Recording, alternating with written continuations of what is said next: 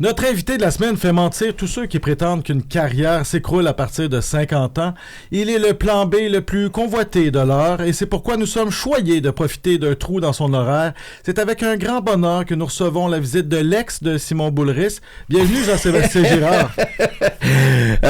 Merci, bonjour. Merci Hugo Meunier, belle présentation. Quand j'ai travaillé fort, mais oui, c'est la première fois qu'on me présente comme étant l'ex de Simon Boulris. Il faut l'assumer à un moment donné. Oui. Je sais que ça a Je l'ai caché pendant 20 ans. Puis ça doit être une libération. Oui. Tu sais, puis là, tu vas-tu en parler tout le temps comme un peu Alexandre Barrette puis Mariana Mazza? Ah mon Dieu, non, jamais okay, de la vie. okay, D'abord, on n'a pas une relation de cet ordre-là. Non. Ça a été quelques semaines, puis j'ai voulu le laisser rapidement, puis il voulait pas que je le laisse. J'ai-tu raconté ça? Non, mais je suis là, je t'écoute. Ouais, c'est ça. Ben oui. Ben, il faisait sûrement des splits ou des affaires de même insupportables. Tu t'es dit? Il faisait pas encore de split, je pense. Okay. Il était très très jeune, là. Oui. Il était au cégep. Ben attends, au cégep après l'université, là.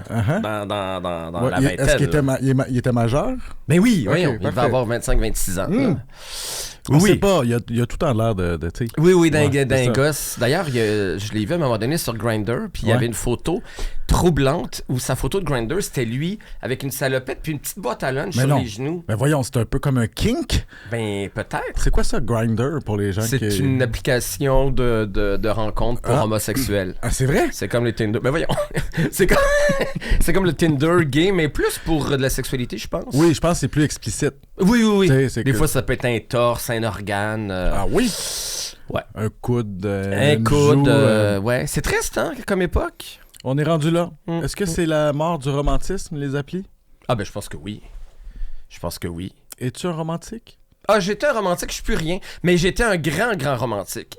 J'ai cru beaucoup à l'amour, la littérature, le cinéma m'a fait rêver à de grandes histoires d'amour, j'y ai cru. Ouais. J'en ai vécu des histoires, plus c'était tragique, plus c'était difficile, plus c'était compliqué, plus je souffrais, mais avec un certain plaisir. Je pense que j'aimais ça, ça participait à...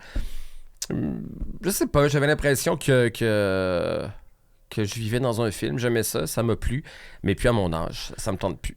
Fait que t'es désabusé un peu? Oui. C'est triste, ça? Mon cœur est froid, comme chantait Céline Dion sur l'album Incognito.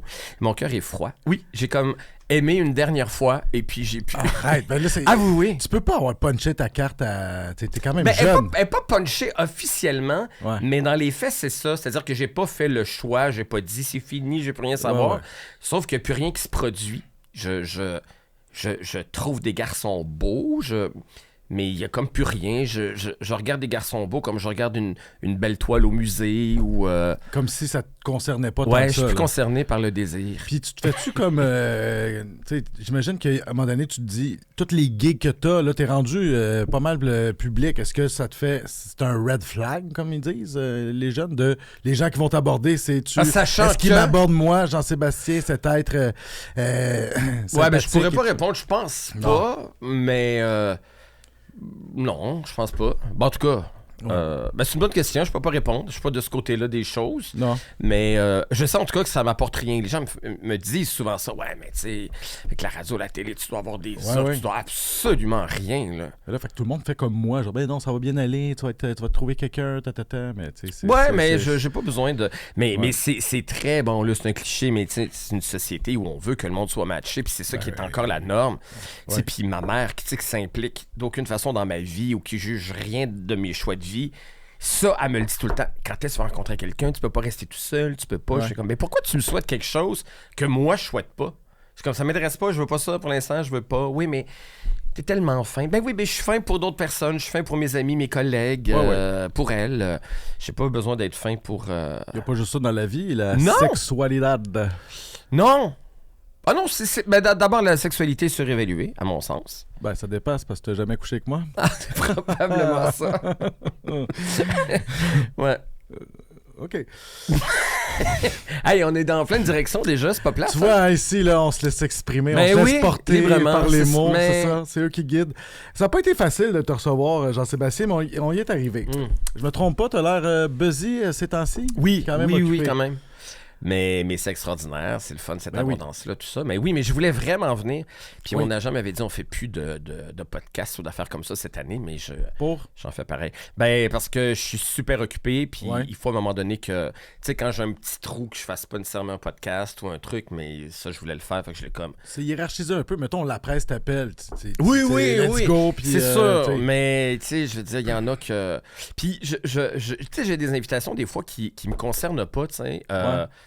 Je sais pas, tu sais, comme 3 gars sur un sofa qui Ouais. parlent de cul grivoisement, puis je fais comme, je suis pas obligé, tu sais. Ouais. J'ai l'instinct de faire comme, ouais, mais je travaille en télé, c'est en train de mourir, faut que je renouvelle le public, que je sois conscient à tout le monde. Il y a des choses qui me concernent pas non plus, je pense, Ouais. dans les podcasts et dans les... T'en consommes-tu des podcasts? T'es Oui, ça, oui, quand même. Mettons un bon là, que tu recommandes à tous. Ma version des faits. Très bon. T'es Comment tellement bon. Tu veux-tu qu'on le fasse? Ma version des faits. Juge, Ma version des faits. procès, Drogue. témoin, Sang. juge. Ma version des faits. Juge. Parce qu'il y a, c'est ça, il y a un point Ouais, d'interrogation à ouais. juge. Ah oui, C'est juge? genre, juge? J'adore Ouais. ça. L'affaire Turcotte, c'est tellement bien fait. Les mots qu'elle choisit. Ouais. Elle-même, elle savait pas si elle avait envie de raconter cette Ouais. histoire-là, mais la réflexion qu'elle porte sur la cause, sur le gars, chaque mot choisi Ouais. est formidable. C'est une grande journaliste. Quand ils sortent ces cas-là, Turcotte, c'est Ouais. des cas... Toi, tu suis ça. T'es-tu Un fan de true ça? crime, absolument. Ok. J'adore ça. Parce que l'affaire Hey, moi, Turcotte, t'avais suivi ça. Oui, dans oui, le bien temps. sûr. Moi, s'il y a quelqu'un qui commet un délit dans le journal, je m'en vais tout de suite voir sa page Facebook avant qu'elle soit enlevée. Je veux voir c'était qui. Ouais. Je suis un peu voyeur de ça. Ouais. Moi, je pense que je pourrais... Il y a beaucoup de retraités qui ont ça comme activité. Je pourrais être un vieux monsieur qui passe ses journées à assister à des procès au palais de justice. C'est fou, ça, les J'aimerais voireux. ça. Oui, j'aimerais ça faire ça. Suivre un procès, être dans la salle. Tout le monde a peur dans la vie d'être appelé pour faire partie d'un jeu. Ça serait mon rêve, là. Ouais. Je sais que c'est pas payant, que c'est exigeant, Non. qui est... Détachez-moi, mettez-moi sur un procès pendant 1 mois. Je vivrais ma best life, là. De le vivre de l'intérieur, Oui, comment ça oui, fonctionne, oui. la délibération, Ah, tu sais. que j'aimerais ça. Ça peut durer des jours, Ouais, séquestré, ouais, c'est avec une ton petit expérience, lunch. là. Ça doit être fou. Hugo Dumas a déjà vécu ça. Pour vrai? Ouais, je sais pas Il si l'a pas fait, j'imagine? Je pense qu'il l'a fait, Ah mais ouais? qu'il y en a comme qui était low profile. T'es supposé d'écrire là-dessus à un moment donné. Je sais pas s'il l'a fait ou Ok. si Ah non, s'il mais l'a pas fait. Puis tout le monde a peur de ça. Tout le monde dit, moi, je veux dire que j'ai déjà des idées préconçues. Tout le monde veut se défiler de Ouais. ça, mais j'aimerais ça. Je fais un appel. Ça marche pas de même, hein? Non, ça marche pas de même. J'ai Faut pas que tu sois ce tiré pouvoir-là, j'ai- au sort. Ouais. Ouais, c'est ça. Je peux Mais là- avoir des réservations au restaurant plus facilement, mais pas être... Je pense qu'avec tes nouveaux chapeaux, tu pourrais plus parce que t'es rendu multi-animateur, co-animateur. Ouais, et puis je t'en- je me suis sûrement prononcé sur bien des affaires avec des places. Puis je t'ai entendu dire aussi en entrevue que tu consommais beaucoup les médias de la presse au complet jusqu'à la fin, tu sais, tout ça. Fait que Oui, tu mais t'es depuis que j'anime La Journée est encore jeune. tu t'es garoché là-dedans Ouais. à fond. Fait que je pense que ça te disqualifierait. Il faut T'es pas trop trop- informé. Ah, Tu sais, pour vrai? T'es peut-être un petit peu trop dans On ce représente sujet moins d'actualité-là. la... Ah T'es oui, moins OK. impartial. Ah, c'est intéressant, ça, je savais pas. Tu gardes cette habitude-là? C'était-tu tough pour toi de devenir Non, non, c'était pas boulimique tough. Non. C'est juste que avant d'animer La Journée, j'avais, tu sais, je consommais un peu comme tout le monde. Ouais. Il y avait un running gag avec Jean-Philippe que je suis un niaiseux puis que je connais pas la politique, ce qui est faux. Sauf que là, je lis les articles au complet. Je fais pas juste m'informer en surface un peu comme tout le monde en connaissant les grands enjeux. Il faut que je T'enregistres le lis les téléjournal. analyses, Comment? T'enregistres le téléjournal, je pense que tu disais. Oui, j'enregistre le téléjournal, je le regarde tous les soirs, je lis les éditos, j'essaie de...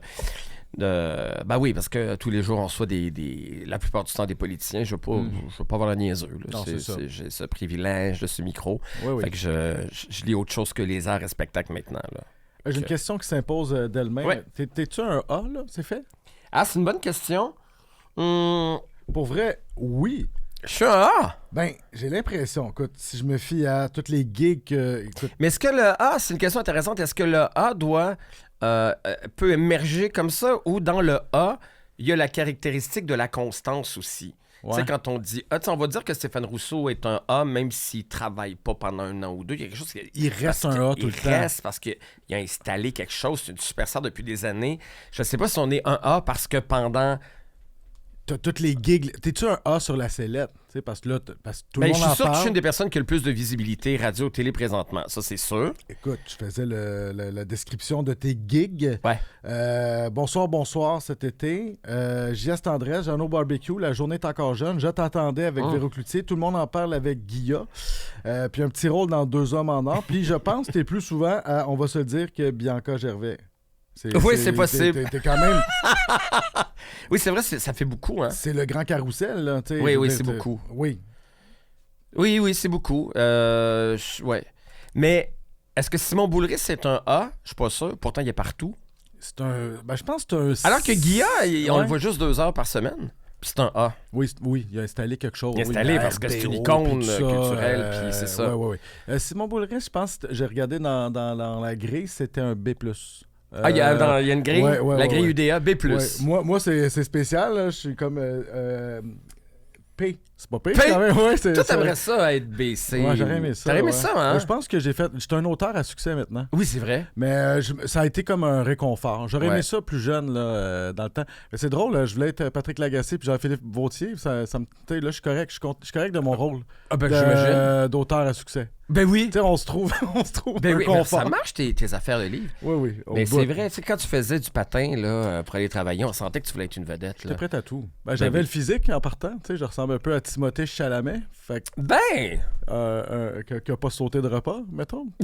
Non, mais sans joke, oui, je pense que j'aurais aimé ça. Moi, tu sais, ta course vers ta page Wikipédia, ça m'a tout le temps fait rire, ce segment-là que tu avais à la journée. Ça remonte à loin, ça. C'est en 2015, je pense. C'était tout début, ça. Et là, tu as réussi, tu as ton exploit. J'ai pas ma page Wikipédia. Ben, comment ça? Regret. Ben, je sais pas. Toi, je pense que t'en mérites une quand même. Ben, faites-moi là. Mais toi, c'est pas toi qui te l'as fait. Elle était là. Parce que tu avais promis aussi un verre à l'auditeur si l'auditeur n'était pas du diable. C'est ça que tu avais dit. Ah, qu'il avait pas l'air du diable. Il avait pas l'air du diable. Oui. Sais-tu qui est derrière ta page Wikipédia, finalement? Non, je sais pas c'est qui. Non, ça a été fait. Je pensais qu'elle arrivait puis que j'allais pleurer en le voyant. Ça serait bon, Mais oui. Quoi, c'est très niché, là, le segment qui a fait ta ta page Wikipédia. Non, mais je sais qu'il y a un gars qu'on a reçu au Beau Dimanche de Jeannot qui s'appelle Marc-André, qui est un... comment on appelle ça? Un wiki, il y a un terme en tout cas. Un wikimestre? Je sais pas, mais lui, il crée des pages de culture populaire québécoise, là, de trucs un petit peu underground. Pas underground, mais populaire moins... pas les grosses affaires, les affaires un peu plus en marge. Ouais. C'est très intéressant, c'est important. Ça crée une mémoire à la culture. Tu pourrais faire partie de ceux-là. Ah oui, on fait ça. OK. Je l'appelle, puis on Marc-André. Ouais. Marc-André, puis on va mettre en bas ici son nom de famille. Marc-André Roy. Qui pourrait me faire la... Marc-André Roy fait une page Wikipédia d'Hugo Meunier. Oui, j'aimerais ça. Les livres, la presse. Mais on pourrait couper ce bout-là parce que, dans le fond, je vais faire semblant que c'est spontané. Que c'est pas organisé. Ah, OK. Sinon, c'est un peu gênant. C'est comment, tu sais, le gars, il veut trop. En même temps. Je dis en intro que tu fais mentir tous ceux qui affirment qu'une carrière s'écroule à partir de 50 ans. Ouais. Je précisais que c'était juste pour les femmes. Ouais. Non, mais sans faire, tu observes ça encore, parce que tu as déjà fait une sortie en 2019 contre l'agisme. Et je te cite, tu disais que l'agisme est la forme de préjugé la plus tolérée au pays. Ouais. Et je trouve que, malgré tout, t'es quand même... Je sais pas si ça vient de toi, mais il y a beaucoup d'accointances avec des Louise Deschâtelet, Nathalie Petrovski, puis on dirait que tu tiens quand même à donner encore une visibilité. Oui, bien totalement. Moi, oui, puis tu sais, quand je parle d'agisme, je parle pas juste là, de personnes très âgées, desquelles on s'occupe pas et tout. Moi, je parle beaucoup des gens qui nous entourent, les gens qu'on exclut rapidement. Et moi, tu sais, je défends les baby boomers dans la vie. Je trouve ça assez épouvantable que le mot qui détermine une génération soit devenu une insulte collectivement. C'est quand même assez particulier là, que boomer, ça soit devenu « je suis tellement boomer, je suis tellement boomer ». Je veux dire, ces gens-là, on en parle comme « ils ont agi comme ça, ils ont tout eu ». Bon, il y a des contextes, probablement que si on avait tout eu, nous aussi, on aurait pris après, bien sûr. Ils vieillissent, il y en a qui sont peut-être un petit peu moins tolérants, qui sont un peu plus réactionnaires. Je pense que c'est souvent le propre de l'humanité dans les générations. En vieillissant, on est moins ouvert au changement. Il y en a qui qui sont pas comme ça. Il y en a qui restent très ouverts aussi, mais on a décidé que les boomers formaient un groupe, qu'ils étaient comme ceci, qu'ils étaient tous racistes. On décide, on dit ça. À l'émission de Marie-Louise Arsenault, il y avait une jeune qui riche, un peu parvenu. Forcément, tu sais, puis ouais. qui disait c'est un boomer, je l'aime pas, il doit être raciste. Puis c'est comme tellement décomplexé de traiter de raciste, de xénophobe. Bien sûr, probablement que si on faisait un sondage, l'ouverture serait moins grande chez les 80 ans et plus que chez les 20 ans et plus sur certains sujets, mais ça a sûrement été comme ça de tout temps. Et tu sais, quand il y a eu la COVID, il y avait quelqu'un que je connaissais qui avait écrit comme statut Facebook KO Boomer, parce qu'on savait que les vieux allaient mourir. On disait que les vieux allaient mourir. Puis tout le monde trouvait ça bien drôle. Puis je faisais comme, mais dans quel monde c'est drôle qu'on se réjouit pense que nos vieux vont mourir. Ouais. Hein? Mais c'est intéressant, j'avais jamais vu ça de même, mais c'est vrai que c'est rendu une insulte. Une insulte, c'est le... Alors que, tu sais, les milléniaux, on chiale souvent contre eux, mais je veux dire, ça rugit, puis il y a quelque chose, mais là, c'est comme, on a le droit, collectivement, vous êtes des vieux épais, puis, ah oui, moi, ça me... Tu sais, puis c'est ma mère, c'est des gens que je connais, c'est des gens que j'aime, je veux dire, c'est concret, quand on parle de boomers, c'est des gens qui nous ont fait, ils sont pas parfaits, là, mais j'ai horreur de ça, que ça soit devenu une insulte. T'es-tu zen avec ton propre vieillissement?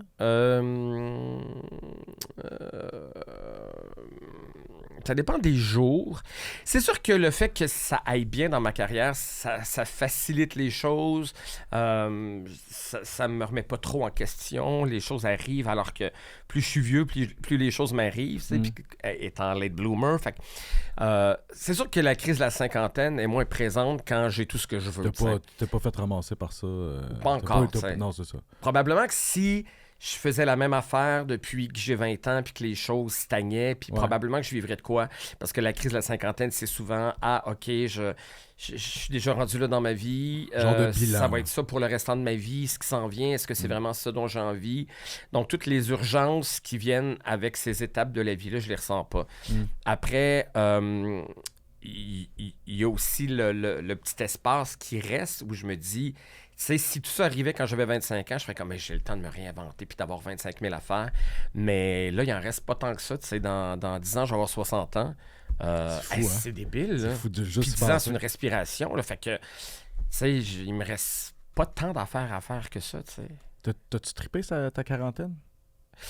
Ah oui, mais ma quarantaine, c'est la plus belle décennie. C'est ça, je pense. Hein? Moi aussi. Ça n'a rien à voir. C'est comme, il y a eu ma vie, puis il y a eu cette décennie-là que c'est comme détaché du reste, puis qui c'est les 10 plus belles années de ma vie. Puis en fait, peut-être en vieillissant, il y a, dans le vertige, il y a l'idée que forcément, la cinquantaine ne pourra pas être aussi belle que la quarantaine, parce que la quarantaine a été parfaite. J'ai juste eu des acquis, j'ai juste eu des plaisirs, j'ai rien perdu, j'ai pas perdu de gens que j'aimais, j'ai pas été malade, j'ai pas... Donc là, on dirait forcément, dans cette décennie-là, il y a des choses qui périclitent, il y a des gens que je risque de perdre et tout. Donc, on dirait que j'embarque plus dans... On dirait que mathématiquement, là, je pourrais pas avoir une deuxième décennie comme ça. Là. C'est déjà beaucoup que la vie m'a donné. Fait qu'on dirait que oui, j'ai pas que ce soit la décennie qui me fasse tout perdre, alors que la quarantaine m'a tout donné. C'est ça. Je suis un peu là. Moi, tu sais, je panique un peu avec l'âge. T'as quel âge donc? 47. 47. Ouais, mais tu sais, la cinquantaine, on dirait que moi, la quarantaine, j'ai vécu ma best life, mais la cinquantaine me fait peur. Mais l'autre fois, j'ai eu Paul Piché, ici même, qui disait que les années, à partir de 70 ans, mon temps, c'est ses meilleures années. Puis j'ai trouvé ça tellement cool, parce que dans ma tête, tu sais, à partir de 50, ça va pas bien, mais finalement, il avait l'air à... ça dépend. Je pense que toutes les fois qu'on rencontre des gens, là, 50 ans pour Nathalie Petrovski ou ben d'autres mondes vont dire... en même temps, tu rencontres juste des gens qui ont du plaisir dans ce qu'ils font. Qui sont passionnés et tout ça. C'est ça. Tu pourrais recevoir bien des gens de 50 et de 70 ans. Ils sont malheureux un peu. C'est ça. C'est pour ça que c'est dangereux. C'est comme sur la pression du succès dans la vie. Là, c'est tout le temps des gens qui réussissent, qui ont des micros puis qui disent ben c'est possible, il faut y croire. Fait qu'on dirait que ça... Il y a comme une pression, mais pour tous ceux qui ont un micro, il y en a combien qui rêvaient de faire ça puis qui le font pas puis qui se sentent mal chez eux parce qu'ils entendent juste des discours de succès puis de vieillissement heureux et épanoui. Ben c'est parce que c'est les gens qui ont réussi, qui ont un micro, tu sais. Ben c'est probablement le fait que tu n'as pas tout le temps été au top que tu as cette conscience-là. Tu es au courant de ça. Peut-être, ça te permet de relativiser des fois si tu perds une gig. Les choses t'arrivent à 20 ans, que là, tu te la joues, puis là, mon Dieu, je suis comme... Jean-Sébastien, j'adore la relation fusionnelle que tu as avec ta mère, qui me rappelle un peu la mienne, mais moins publique, mais surtout sur Facebook. Tu sais, ta mère, je la suis sur Facebook. Oui. Elle est merveilleuse. C'est la maman la plus populaire au Québec depuis Maman Dion, assurément. Ça fait-tu partie des affaires qui te stressent? Elle a l'air en forme, en santé, tout ça, totalement. mais elle veut pas... Oui, la finalité de ma mère, c'est quelque chose qui m'habite au quotidien. Au quotidien, ça sera j'ai l'impression qu'il y aura eu ma vie avant et ma vie après. T'sais. Puis es-tu au courant? Tu une éponge de ton stress de ça? Ou, j'essaie de la prémunir un peu parce que de nommer ça de plus en plus, c'est comme accuser le fait qu'elle vieillit et qu'elle va mourir. Fait qu'elle a peut-être pas besoin de se le faire rappeler à chaque jour. Elle doit le savoir, elle en a conscience, elle le sait. Fait que de me voir constamment... Mais tu sais, j'ai longtemps dit à ma mère quand j'étais jeune, j'étais jeune adulte, j'étais un jeune enfant et je lui disais, quand tu vas mourir, je vais me suicider. Là. Je disais ça à ma mère constamment. Puis je le pensais vraiment, là. Fait que je disais ça, puis elle trouvait ça d'une lourdeur, puis de... Ça lui met une pression de fou. Ben oui, elle fait comme t'as pas le droit, c'est pas comme ça que ça marche, on survit. Ouais. Moi, j'ai survécu à mon père, puis j'étais super proche. Je suis comme, oui, mais t'avais un enfant, moi, j'ai pas d'enfant. Fait que j'argumentais avec elle sur le fait que j'avais raison de vouloir penser qu'après, ça... Tu sais, puis c'est des images très... J'ai une image... elle était partie faire des commissions, puis elle est revenue super tard parce qu'elle était allée chez une amie, je sais pas trop. Puis là, j'étais avec ma grand-mère, puis ma mère rentrait pas. Puis j'étais un enfant, là, puis je me disais, elle a eu un accident, il y a eu quelque chose, puis là, je vais prendre ses activants dans sa pharmacie, là, je vais prendre ses médicaments. J'avais des angoisses de parents ou de... De savoir que l'enfant, je pense que j'avais dit, mon Dieu, c'était tellement long, je pense que j'avais lorgné tes activants. Là, ça a peut-être 8 ans, 9 ans, je sais pas. C'est comme... C'est fou, là, d'avoir... Puis pourtant, tu sais, j'ai pas connu la perte. J'ai jamais été malade. J'ai pas... Tu sais, on dirait que c'est un comportement de gens qui ont perdu ses parents dans un accident d'auto à 6 ans, tu sais. Ouais. Mais il y a comme pas eu de drame autour de moi. Je sais pas pourquoi j'ai cette insécurité-là. J'avais peur qu'elle ait 37 ans. Je sais pas pourquoi. J'avais déterminé quand j'étais petit qu'elle allait mourir probablement à 37 ans, parce que 37 ans, c'était vieux. Et je me souviens du soir de son 37 ans, je suis comme, mon Dieu, mais c'est la fin, elle va partir, tu sais. Ouais. Puis elle s'était fait tirer aux cartes quand j'étais petit, puis il y avait une tireuse de cartes qui avait dit qu'elle mourrait à 50 ans. Ça m'avait tué, ça, de savoir qu'elle mourrait à 50 ans. Tu t'occupes beaucoup d'elle, j'ai l'impression. Tu la traînes, tu la sors partout, tout ça. Je trouve ça cool aussi de flasher justement, avec ce que tu disais sur les baby boomers tantôt. Oui, je trouve ça important de les faire participer encore à tout ce qui se passe. C'est-tu un stress que tu as, toi, de ne pas avoir cet entourage-là en vieillissant? Ah, mon Dieu, mais constamment. À chaque... Tu sais, j'ai pas d'enfants, j'ai pas de fratrie. Ma mère a pas de frères, de sœurs, donc il y a personne. Il y a ma mère et moi, tu sais, dans la famille. J'ai pas de neveux, de nièces, de cousins, de cousines, de frères, de sœurs. Donc, je vois tout ce que je fais pour elle. Et chaque action que je pose pour elle, je me dis, il y a personne qui va faire ça pour moi, tu sais. J'habite à côté de chez ma mère, fait que, tu sais, elle arrive avec son ordinateur, elle est mêlée, elle sait plus. Elle a pesé sur un mauvais bouton, elle peut plus faire son jeu de patience. Tu sais, c'est banal, là, c'est un petit détail. Mais je fais... Moi, quand je comprendrai plus comment va mon jeu de patience, moi, je suis obligé d'appeler un technicien qui va venir dans 3 jours, que je ferai probablement pas, ou je... Tu sais, puis... Après, c'est des détails, il y a un examen médical, c'est les cataractes, c'est les affaires, c'est de retourner, elle entend moins bien. Fait que je l'accompagne pour qu'elle comprenne bien les choses. Puis, je suis pas vraiment dans l'approche aidance, elle est en pleine santé, je touche du bois, c'est une femme qui a son âge, donc avec des petites limites, des insécurités, donc que je gère au quotidien et j'adore faire ça, ça me fait plaisir, mais ça me projette, moi, qu'il n'y aura personne pour faire ça, t'sais. Puis, tu sais, des fois, je fais comme, ben là... Tu t'es pas occupé de ça, c'est pas comme ça qu'il faut que ça fonctionne, je vais m'en occuper, mais moi, les affaires que je vais faire tout croche, ben, elles vont rester tout croche, tu sais, puis la grande solitude qui risque de venir avec ça, c'est sûr que ça m'habite constamment, tu sais. C'est cruel, parce qu'on peut pas s'attendre à un retour d'ascenseur équivalent. Tu sais, moi, mes parents restent en haut de chez nous, mes enfants, il y a beaucoup de chances, ça leur tente pas pantoute de revivre ça avec moi. Oui, non, c'est ça. Fait que je me prépare à ce même si les enfants, aussi. C'est ça, tu peux pas t'attendre à la même chose, ils vont peut-être partir étudier à l'autre bout du monde, mais... Tout à fait. C'est ça. J'ai énuméré tes gigs tantôt, il y en avait pas mal actuellement. Tu sais, au-delà du fait que c'est formidable ce qui t'arrive, je suis très content pour toi parce que je suis un fan.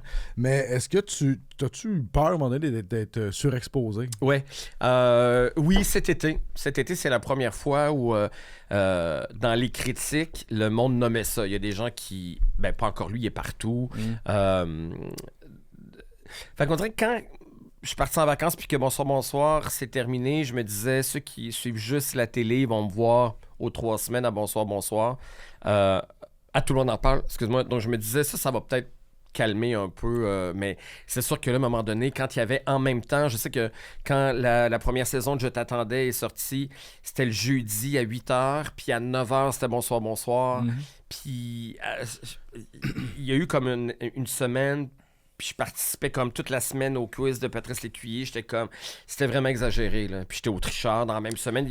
C'était par erreur, là, je veux dire que Ça tout ça est tombait de arrivé, même. ça coupait, mais pour vrai, j'étais dans toutes les émissions pendant une semaine ou deux, puis j'avais été comme, ah ouais, ok, c'est beaucoup, là. Il faut que les gens aient hâte de me voir, hâte d'écouter une émission. Si d'emblée, quand ils ouvrent la télé, je suis là... Il doit avoir le risque aussi de dénaturer. Tu sais, ce qui te fait connaître, c'est le côté irrévérencieux, baveux et tout ça. Puis dans le fond, à te faire aspirer par tout ça, de perdre un peu ça. Puis que finalement, ils vont te proposer d'animer un quiz ou je sais pas quoi. Devenir un peu édulcoré. Es-tu capable de dire non? T'as-tu dit non à pas mal d'affaires quand même? Est-ce qu'on refuses des trucs des fois? Non, pas tant. Pas tant? Des invitations ponctuelles, un podcast, une affaire comme ça, mais les projets que je fais, c'est ce qu'on m'a offert. C'est un enjeu pour toi? T'es-tu quelqu'un qui est capable de... Hey, fuck, ça me tente pas. J'ai la misère à dire non. Ouais. Surtout quand ça arrive sur le tard, puis que je sais pas combien de temps ça va durer. Tu veux tout prendre? Ben oui, je veux tout prendre, j'ai tout ça, essayé. Mettons, là, j'ai amené des magazines. Écoute, c'est vraiment... Parce que je sais que la semaine. Tu aimais ça, utilisais ça avant. Moi, j'ai ça chez nous. J'ai un bon réseau de pocheurs de magazines. J'étais abonné à ça quand j'étais petit. J'avais un lit bateau, tu sais, avec des tiroirs. Oui. Puis c'était le jeudi à l'époque que les revues sortaient, puis je classais mes lundis. Il y avait la semaine qui était une autre semaine, celle-là a comme 20 ans, justement. Ouais. C'était une autre semaine plus... l'actualité, j'avais les Éco-Vedettes, les Allo-Vedettes, le Zip. J'allais tout chercher ça, puis j'ai classé. C'est lequel qui avait un petit peu des histoires cochonnes, un peu en dessin? C'était Photopolis. Ah oui, il y avait Madame Claude. Qui faisait un courriel... un courriel cochon. Ouais, c'est ça. Ouais, je me souviens très bien de Madame Claude. Mais ça, y a-tu des choses, tu dirais non? Tu sais, mettons, des entrevues 7 jours, mon bonheur tranquille, mon chalet. J'en ai fait, j'adore ça. Ben oui, justement parce que j'ai tellement aimé ça, parce que ça a tellement... nourri mon enfant, je rêvais tellement d'en faire, d'appartenir à ce milieu-là. Aujourd'hui, je l'assume, j'ai fait, là, je viens de répondre à un Châtelaine, 10 situations qui me mettent en joie. Je l'ai faite. Je l'ai faite, puis ça me fait plaisir. Puis oui. Tu regardes pas ça avec condescendance non plus. Non, c'est correct, non. parce que c'est ça. Oui, non, pas du tout. Puis je viens de faire un shooting pour le magazine Véro. Les photos sont belles. Je suis content. Ouais, je suis content, j'ai hâte qu'ils sortent. As-tu refusé quelque chose, une gig ou n'importe quoi, une animation des dernières années, mettons? Non. Non? Tu vois que t'en as assez, de toute façon? Quoi? Bon, non, je vais pas refuser. Non. Tu le disais tantôt, un late bloomer. À Radio-Canada, ils disent, j'ai vu ça à ton... Éclosion tardive. Floraison tardive. Floraison tardive. Émilie Perrault, c'était bon cette entrevue-là que tu as accordée cet été, je pense, au mois de mai. 25 minutes, j'ai appris une foule de choses, mais c'était très bon. C'était le fun, hein, bonne Un petit peu moins bon que cette entrevue-là, mais c'était quand même même pas pire. Arrête ça! Oui. Mais, il y a plein de choses que je dis pour la première fois, là. Non, je te dis que là, c'est mieux. Mais ça, c'est... Oui. Ah, OK! Je pensais que tu t'auto-flagellais. Pas du tout. Mais, tu sais, moi, je me souviens de tes débuts, mais raconte-le un peu, parce que je trouvais... Moi, les chroniques de Monsieur Truc, j'avais un peu oublié, mais c'était Dominique Poirier. Et au début, toi, tu étais un recherchiste. Ça faisait 15 ans que tu étais recherchiste à peu près. Tu avais quasiment 40 ans quand on t'a proposé une... Puis là, tu as étudié en théâtre. Toi, tu t'enlignais pas du tout pour faire ce que tu fais. Ah non, rien de drôle, rien... je pense que je méprisais un peu l'humour. Tu sais, en plus, j'étais biberonné par la culture populaire. J'aimais ça. J'allais assister à toutes les émissions. Puis quand je me suis mis à étudier en théâtre, je suis devenu un archétype de théâtreux. Là, je me suis mis à cracher sur tout ça. J'ai jeté mes scrapbooks de Céline Dion. Puis je pensais qu'il y avait juste Tchekhov dans la vie. Puis je me disais, je vais être un grand tragédien, puis je ferai jamais de pub, je ferai jamais rien de... Ça a duré quelques années, puis mais oui, je voulais faire des choses sérieuses. Ouais. Quand je me suis rendu compte que je n'allais pas être acteur parce que j'étais pas bon... t'as-tu essayé? Je veux dire, j'ai essayé pendant les 3 ans de mon bac en théâtre, puis pendant les 3 ans, je me faisais dire que j'étais pas bon. Okay. Et je savais que j'étais pas bon, je m'entendais, j'étais pas bon, j'avais plus de plaisir. Il y a plein de grands acteurs qui travaillent pas. Je me disais, je vais sortir de l'école. J'aurais pas l'abnégation de passer ma vie à avoir des jobs en attendant le grand rôle qui viendra jamais parce que j'étais pas bon. Donc là, moi j'écoutais une émission qui s'appelait Jamais sans mon livre avec Marie-Louise Arsenault il y a 25 ans. Maxime-Olivier Moutier, puis je me souviens pas de son autre nom, puis c'est un recherchiste maintenant, c'est ridicule. Et ils animaient cette émission-là. J'adorais cette émission littéraire-là. À un moment donné, je regardais le générique, puis il y avait comme 4-5 recherchistes. Puis je suis comme, je pourrais peut-être devenir recherchiste. J'aimerais ça travailler. Donc, peut-être que la culture, je vais y travailler derrière. Et j'ai appelé la productrice. Je suis devenu recherchiste et je suis rentré à Radio-Canada comme ça il y a 25 ans. Et j'ai fait, comment, mon Dieu, mais j'aime ça. Je vais être recherchiste pour des émissions culturelles et je l'ai fait longtemps. Puis je me disais, ben, c'est comme ça que je vais me réaliser. Et j'adorais ça pour vrai, là. Et j'avais tellement pas eu de plaisir devant, je me disais, c'est tellement pas ça, ben je vais être derrière, je vais servir ces émissions-là, puis ça va être extraordinaire et j'avais vraiment beaucoup de plaisir. C'était pas une salle d'attente pour moi. Ce qui était tout arrivé après, ce qui arrive depuis quelques années, c'est comme une surprise, comme quelque chose qui était plus prévu, là. C'est pas quelque chose que j'attendais depuis l'enfance. Il y a eu comme vraiment une coupure, il y a eu ce rêve d'enfance, ma passe théâtre, puis après ça, ma passe... Je suis recherchiste et j'aime ça, puis ça va être ça pour toute ma vie. C'est du gravy depuis ce temps-là. Oui, c'est du gros gravy. C'est pour ça que tu profites de ce qui se passe à ce point-là. Là. Absolument, c'était pas supposé. Là. Ça faisait longtemps que j'avais pas... Donc, moi, j'avais suggéré, j'ai dit, je peux peut-être faire des chroniques. J'aimais ça faire comme des fois des chroniques de remplacement, comme complément à ma job de recherchiste. Puis là, elle me disait, tu pourrais faire des trucs, là, tu sais, des trucs comme Madame Chastache, puis des... Puis là, je fais comme, ben OK, mais tu sais, je voulais faire des choses sérieuses, puis... Puis je me souviens, la première fois, il n'y avait pas de personnage, il n'y avait pas de Monsieur Truc, fait que j'avais vraiment dit, j'avais apporté comme une patate, un oignon, puis une banane pour savoir à quel endroit les conserver. Puis là, j'avais un ton très, alors, Madame Poirier, l'oignon, est-ce qu'on le met dans le frigidaire ou sur le comptoir? Elle disait, dans le frigidaire? Non, sur le comptoir. Puis c'était tellement insignifiant. Puis là, je suis sorti du studio, puis je me disais, voyons, j'ai quasiment 40 ans, puis je suis comme, dans une émission d'après-midi, j'indique... aux dames à la maison à quelle place mettre leurs fruits et légumes. Ça n'a aucun rapport. On ne disait pas d'être drôle, on disait de... Non, c'était vraiment... On va rendre service aux gens pour savoir quoi faire, puis avec quoi on nettoie une tâche. C'est vrai qu'avec de la vodka, on enlève une tache de rouge à lèvres. Puis je me disais, mais c'est donc bien absurde. Ouais. Puis là, tranquillement, j'ai commencé à niaiser un peu. J'aimais beaucoup Dominique Poirier, on avait du fun, on riait ensemble, elle me trouvait drôle dans le bureau. Fait qu'on a commencé à me mettre ça. Puis là, à un moment donné, je me suis mis à... C'était complètement comment entretenir votre beau buste. Mettez-vous des petits glaçons en forme... En tout cas, c'est devenu quelque chose d'un peu trash, qui m'amusait un peu, mais pas tant, parce que je trouvais ça niaiseux, parce que c'était drôle, c'était de l'humour, puis c'était pas ce que je voulais faire. Non. Puis c'est la première fois que j'ai eu comme des échos. Il y a des gens qui écrivaient « C'est qui Monsieur Truc? Il est bien drôle. Il est... Puis une fois, il y avait une invitée, parce que j'étais recherché sur l'émission, qui est venue me voir, puis qui m'a entendu parler, puis elle a fait comme... Êtes-vous Monsieur Truc? Puis là, c'était comme la première fois qu'il y avait quelqu'un qui était comme content de moi. Je suis comme, mon Dieu, c'est bien bizarre, c'est que quelqu'un tripe sur Monsieur Truc. Et quand La journée est encore jeune a commencé, c'est Marie-Claude Bocage qui réalisait cette émission-là. Elle est venue me chercher parce qu'elle aimait Monsieur Truc. Puis elle fait comme, ferais-tu des entrevues au téléphone? Je suis comme, c'était une gig d'été, ça devait être 8 semaines. La journée est encore jeune. Je fais comme, bah oui, je vais m'amuser à faire ça pendant l'été. Je redeviendrai recherchiste à l'automne. Puis c'est là que tout est parti de manière purement accidentelle. Je l'aurais cherché, ça serait pas arrivé, là. En plus, tu faisais du terrain au début. Oui, j'allais. Puis en plus, comme je n'étais pas connu puis que je pensais pas que j'allais faire carrière, les révérences puis l'espèce de courage que j'avais de dire les choses, c'est juste que ça portait pas à conséquence. Là. Ouais. C'est juste que je me disais, les gens me connaissent pas. Jean-Sébastien Saint-Jean, ça dirait que je peux aller voir n'importe quel politicien, je vais lui dire des énormités. Après ça, s'il me trouve niaiseux, puis si je me barre de n'importe quel autre milieu, je m'en fous. Je me retrouve devant mon document Drive à l'automne pour faire de la recherche. Fait que c'est ce qui a fait que je me suis permis des affaires épouvantables puis que ce ton-là est comme né à la journée, tu sais. T'as eu tes rêves de jeunesse, de tripeux de télé. T'as eu, après ça, ton côté très tragédien. Tu voulais faire du sérieux. Ouais. C'était à quel moment que t'as catché que d'être toi-même, c'était payant? Assez rapidement, La journée est encore jeune, en fait. Parce que même jusqu'au début de la journée, il y avait encore des relents de... J'essayais de faire croire et de me faire croire que j'étais plus intelligent que je le suis, que j'étais plus intello, que j'étais plus... Je me forçais à aimer des affaires que j'aime plus tant aujourd'hui, que je me force moins à aimer.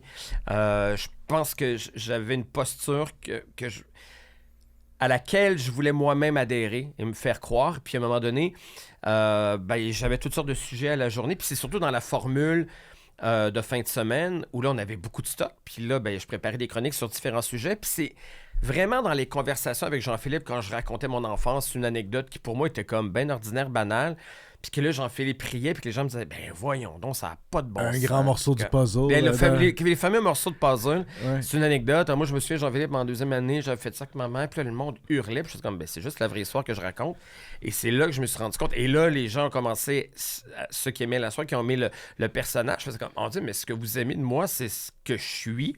C'est ma singularité d'enfant, d'adolescent, ce que j'ai tout le temps trouvé bizarre, ce que j'ai souvent voulu.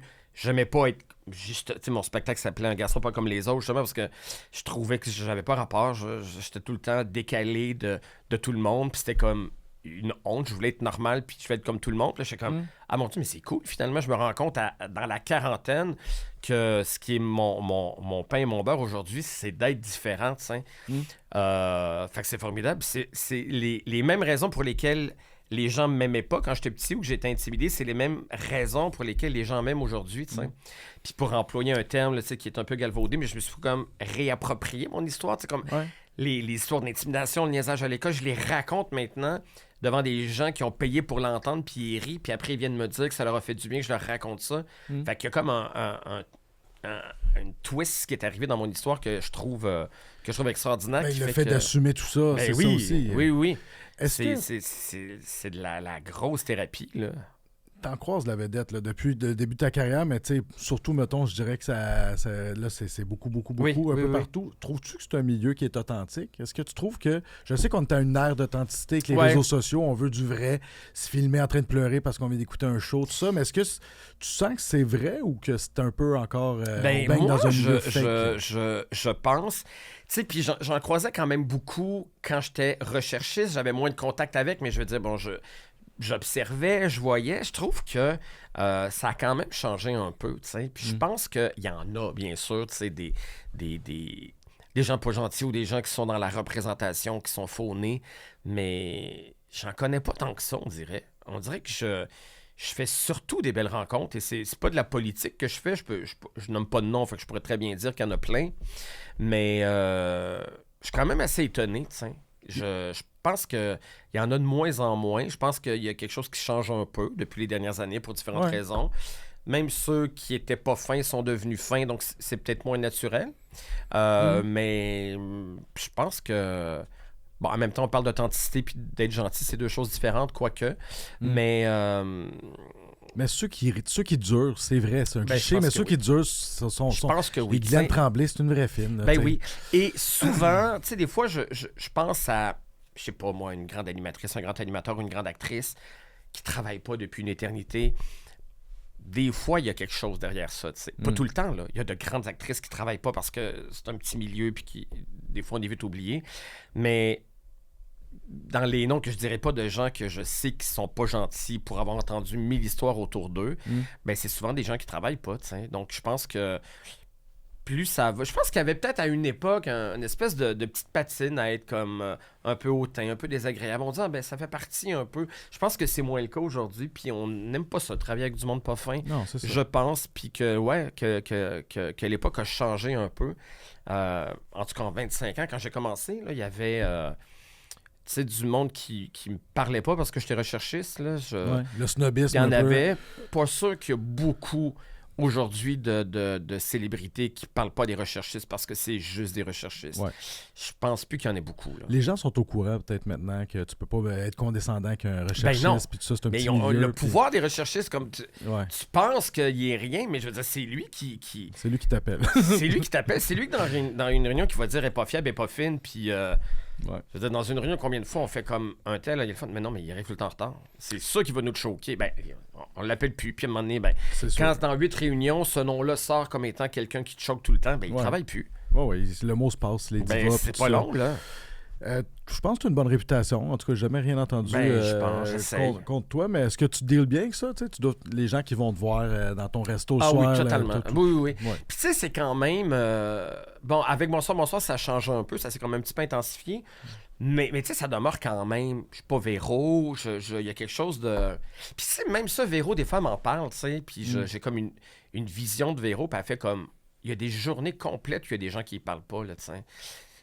C'est quand même très soft et très... Puis Bon, il y a des gens qui s'arrêtent à l'épicerie puis là, qui me racontent leur vie, tu sais, puis des fois, c'est très long, mais c'est très rare. Souvent, les gens, 90% des gens qui t'abordent, ils ont comme dans leur langage physique des excuses de te déranger. Tu sais, c'est comme, hey, je veux pas vous déranger, je fais jamais ça. C'est comme une justification, puis ils s'éloignent déjà, ils veulent juste te dire, mais moi, j'adore ça. Là. Je veux dire, je fais ce métier-là parce que je veux de l'amour en partie. Fait que c'est pas vrai qu'en faisant mon épicerie, hey, je m'excuse de vous déranger, je vous aime. Je suis comme, hey, mais je... En revanche, là, tu dois recevoir plus de haine sur les réseaux sociaux que jamais. Oui, bien sûr. Es-tu capable de dire, bah, c'est des trolls, c'est des pas bons? Ça dépend de la moyenne. Ouais. Si je vais à Tout le monde en parle, puis que là, il y a un scandale ou une blague qui passe pas du tout, puis que 90% des messages, c'est quel gros cave, je peux pas faire ces 90% de trolls, c'est sûr que ça m'affecte. Après, à l'inverse, quand je fais bonsoir, puis que sur 100 messages, il y en a 95 qui disent « Ben, voyons quelle découverte, on l'aime, il est bon, quel animateur », puis qu'il y en a 5 qui fait comme gros épais, change de poste. Ça, pour vrai, ça n'a pas d'impact, mais j'ai besoin d'un tampon d'amour pour relativiser la haine. Mais t'as quand même la coinsure, veux pas. Pas tant. Ça dépend des journées, ça dépend de... Des fois, j'y regarde, puis ça me fait presque sourire, et des fois... Ça dépend de ma disposition. Comme ce matin, je lisais, il y avait un extrait de On va se le dire, puis il y a quelqu'un qui a juste écrit genre « Ah, pas lui ». Alors que j'ai reçu des choses tellement plus violentes. Je sais pas pourquoi. Là, je préparais une réponse, puis je prépare tout le temps des réponses, mais je les envoie jamais. Parce que moi, quand je vois des artistes qui arrêtent pas de répondre à tout le monde... De ma perspective, chez moi, j'y juge un peu. Je fais comme, montre-toi plus grand que ça. Fait que Mais des fois, on a besoin, ça fait du bien. Des fois, ça fait œuvre utile. Mariana Mazza a fait une sortie l'autre fois avec quelqu'un qui lui a dit de retourner chez eux. Puis je pense que ça a été utile parce que c'était un peu de l'éducation rendue là. Je sais pas si ça a changé cette personne-là, mais elle a passé un message. Je sais pas. On dirait que les gens à qui... Puis là, tu sais, ils répondent. Tu vois que c'est des gens... Comment dire? Il y a comme tellement de haine. C'est pas avec un message que en trouvant une bonne formulation que... chez eux. Tu sais, je regarde leur profil Facebook, je fais comme... Ils sont pas à une tournure de phrase eux autres de changer. Là. Non, c'est ça. Fait que... Puis il y a des choses aussi qui ont pas d'impact. Si tu me dis que j'ai pas de talent, puis que je suis pas drôle, puis qu'on comprend pas ce que je fais là, ça peut en avoir. Après, quand il y a des trucs homophobes, ça, pour vrai, ça a aucun impact sur moi. Parce que, est-ce que je veux plaire à un homophobe? Je suis comme, Oui, puis en 2025, cette personne-là se coule tout seul. C'est ça. Pas lui donner trop. Mais... Si tu détestes les gays, à aucun moment, je fais comme, ah, maudit, elle m'aimera pas, cette personne-là. Comme, je veux pas plaire à ces gens-là. Puissent-ils tous meilleurs.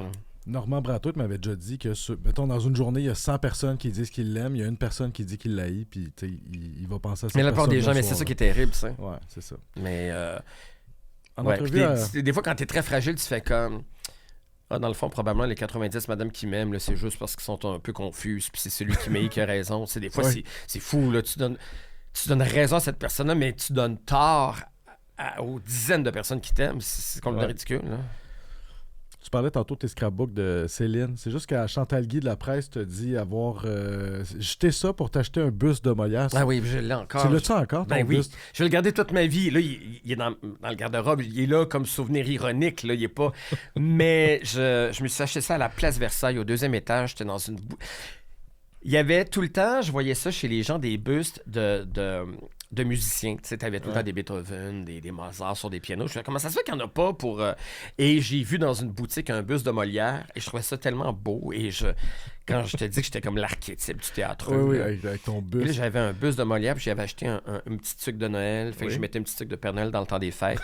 Je le trouvais extraordinaire. Tu sais, c'est comme ceux qui étudient en théâtre puis qui se font tatouer Jean qui rit, Jean qui pleure. Là. Au moins ça, je l'ai pas tatoué sur moi pour toute la vie. Là. Non. Mais puis je l'aimais même pas Molière. Je peux dire que j'aime pas Molière. Tu sais, ça me fait pas rire. Je suis pas un fan de Molière. Je vais plus voir de Molière, mais comme je me faisais croire que Molière, c'était la grosse affaire. Ouais. As-tu des tatouages? Aucun. Puis parce que, c'est quoi ta position là-dessus? Parce que les tatous des mains, ça pogne. Les filles, parce que je trouve pas ça beau. Je trouve jamais ça beau, des tatous. Non, c'est ça. Dans aucun cas.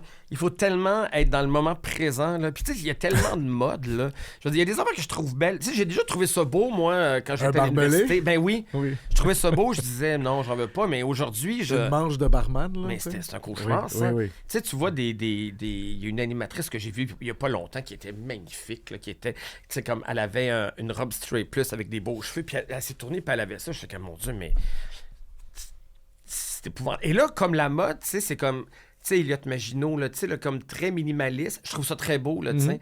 Mais dans un an, on va trouver ça laid. Ouais. Je les trouve beaux, là, ces petits voiliers bleus, pâles. Les écritures partout, aussi, là. Oui. ça va mal vieillir à un moment donné. Dans 2 ans, ça va être horrible. Ouais, je sais, j'en porte les séquelles. Ah, t'en as, toi? J'en ai 2 qui n'ont pas bien vieilli, que je cache. Comme quoi? C'est pas Amour écrit en chinois? Non, mais tu sais, on n'est Allez, pas tu- loin de Devil Tasmania. Mais Ah, pas ça, ouais. non, c'est un logo de musique. Ça n'a pas bien vieilli. OK, Je les assume pas tant que ça. ouais. Pour ça, je me promène jamais de nu maintenant. Ah, c'est De moins en dommage. moins. Oui, je sais, parce que une belle pièce.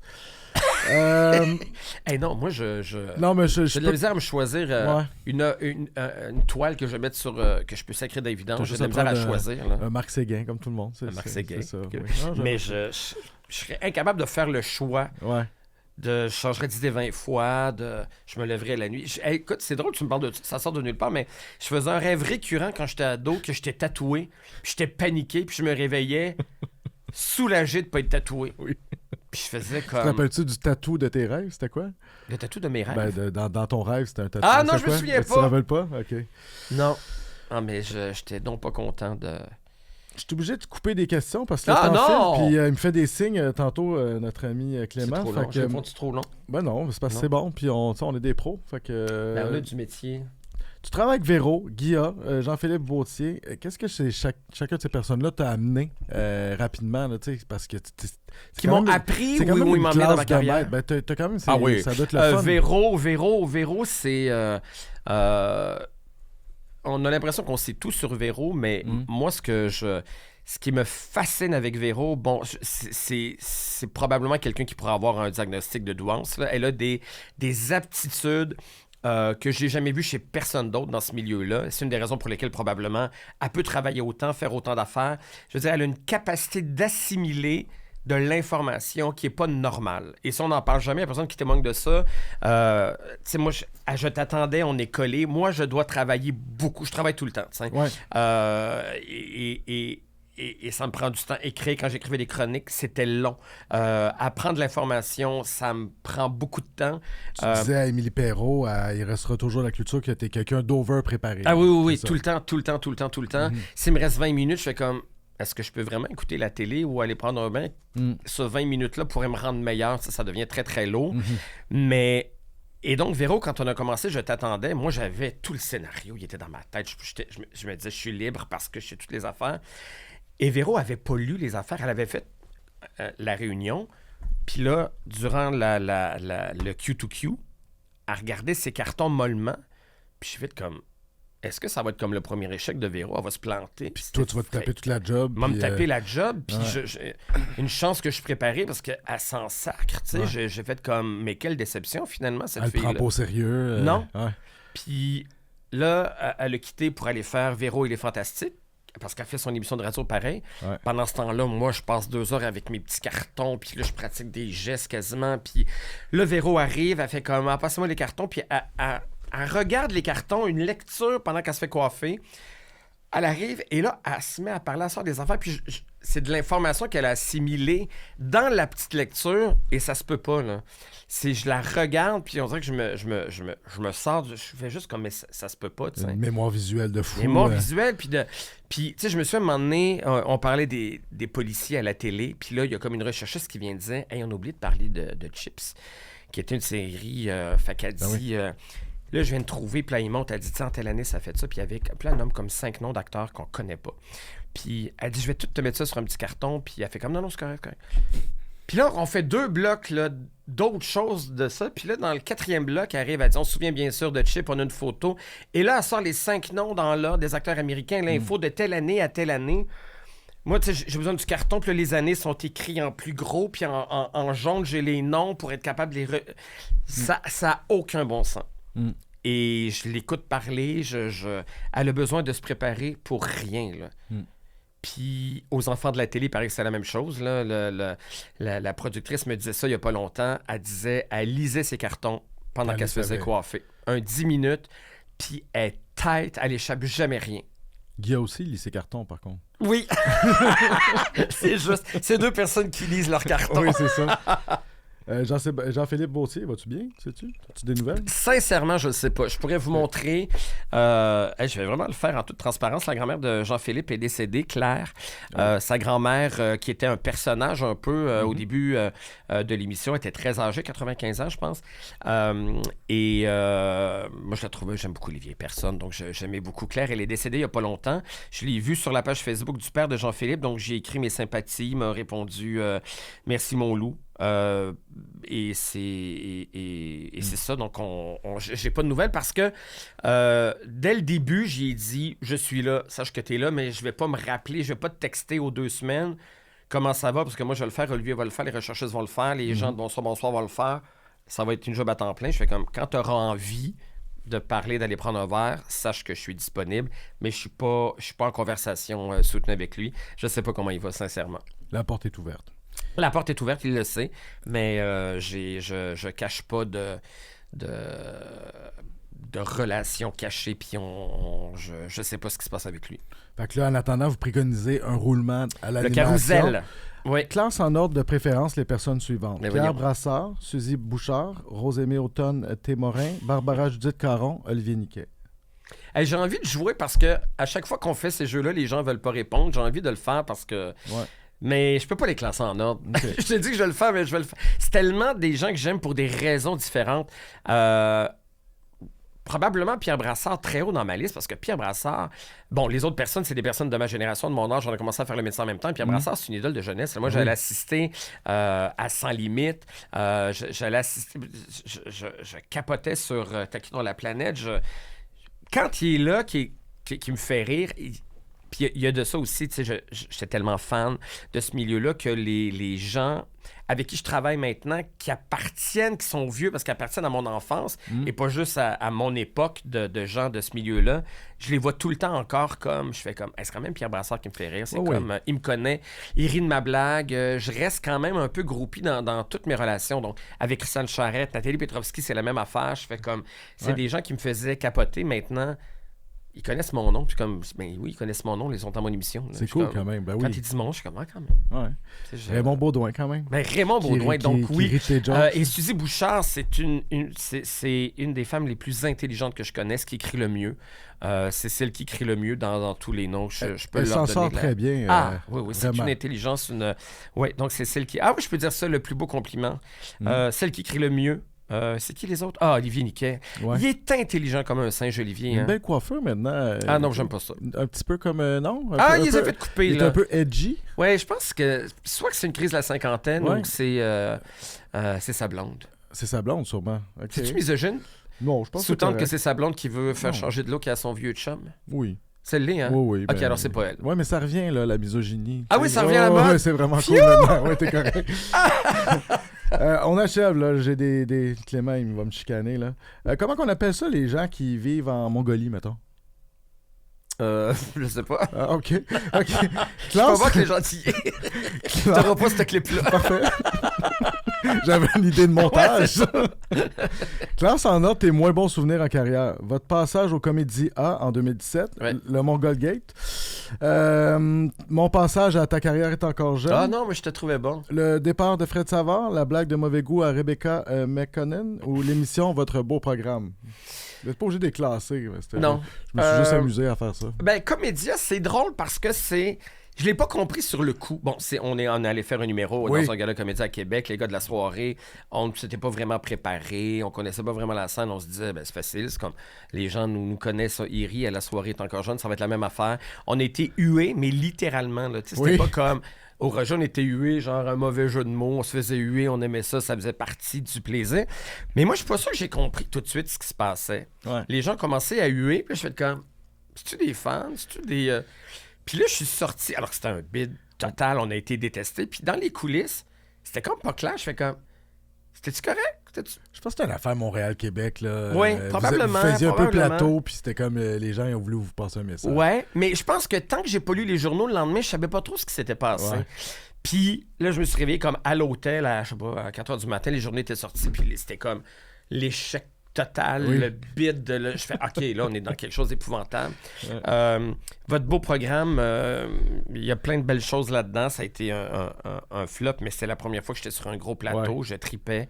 J'ai eu beaucoup de fun. J'ai connu Véro là, avec qui je travaille encore aujourd'hui. Ouais. Fait que c'est pas resté une expérience si amère. Vous avez fait de la limonade avec le Mais citron. oui. c'est ça. Puis, comme Véro, c'est une trooper, comme toute l'équipe, je sais pas comment elle vivait chez elle le soir, mais je sais que quand elle arrivait le jeudi, non, c'est le mercredi à l'enregistrement, on avait du fun quand même, puis on oubliait qu'on faisait un show C'est controversé. une vraie pro, là. T'as pas, Vraiment, c'est ça. vraiment.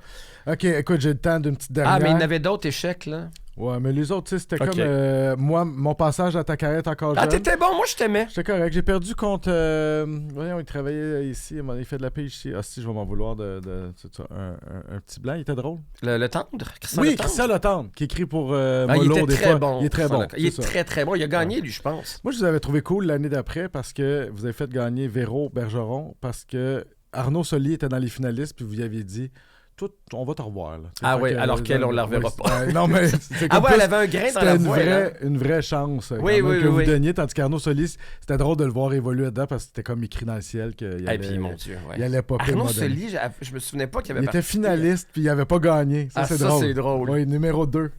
Qu'est-ce qui te reste à cocher sur ta bucket list? Hey, rien. Que ça dure. Mais... Rien. Ouais. C'est correct, c'est ça la réponse. C'est rien. Tu peux-tu conclure cette entrevue-là en imitant ma voix? Ah oui! Je m'appelle Hugo Meunier et je fais le tour du monde avec ma famille. Vraiment pas. C'est bon, hein? Ouais, non. On dirait que j'ai une voix hélium. J'ai une grosse voix. Oui, je m'appelle Hugo Meunier.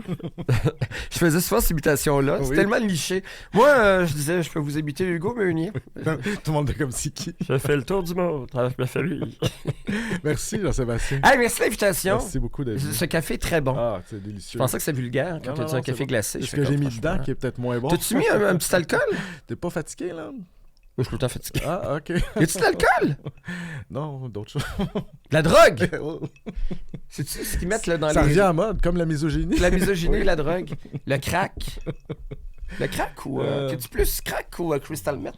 Moi, je suis MD. Non, pas MD. Qu'est-ce qu'ils font les jeunes? Qu'est-ce que vous La faites, drogue les du jeunes? viol, là? Non, MDMA? Ouais, ils sont tous là-dessus. Ils écoutent comme de la musique de jeunes, comme Eminem. Ça, c'est pas la drogue que tu touches les murs pis t'as un Oui, orgasme. que tu fais des massages. T'es Ah. comme tactile. T'écoutes Anya. Tu sais? Ah, ouais, la Ouais, musique ouais, un c'est peu... ça, un peu comme atmosphérique. Ouais. Sexu. Patrick Watson. Patrick Watson. OK. Bye. Bye. Écrivez-nous votre drogue préférée. Oui.